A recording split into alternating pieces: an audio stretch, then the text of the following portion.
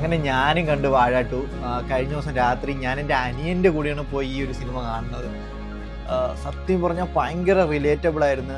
ഞാനും അനിയനും അപ്പുറം ഇപ്പുറമാണ് ഇരുന്ന് ഒരു ഫസ്റ്റ് ഹാഫൊക്കെ നമ്മൾ എക്സ്പെക്ട് ചെയ്ത പോലെ.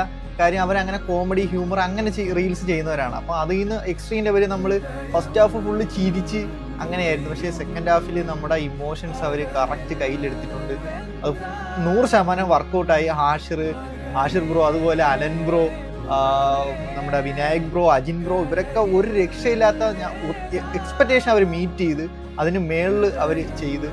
പിന്നെ നമ്മുടെ ശബരി, അതുപോലെ സാബിർ, അല്ലമീൻ ബ്രോ, നമ്മൾ ഇൻസ്റ്റഗ്രാമിൽ കണ്ടു പരിചയമുള്ള എല്ലാവരും മാക്സിമം അവർ അടിപൊളിയായിട്ട് തന്നെ ചെയ്ത് ഭയങ്കര റിലേറ്റബിളായി. കാര്യം എനിക്ക് ഭയങ്കരമായിട്ട് കണക്റ്റായി. ഞാനും എൻ്റെ അനിയനും നമ്മൾ അങ്ങനത്തെ ഒരു ബോണ്ടാണ്. ആ ഒരു ബാക്ക്ഗ്രൗണ്ട് മ്യൂസിക് ഒക്കെ ഉണ്ടല്ലോ, അവസാനം നമുക്കത് തിയേറ്ററിലിരുന്ന് കേൾക്കാൻ പറ്റത്തില്ല. കാര്യം നമ്മൾ അത്രയ്ക്ക് ഇമോഷണലി ആയിപ്പോവും.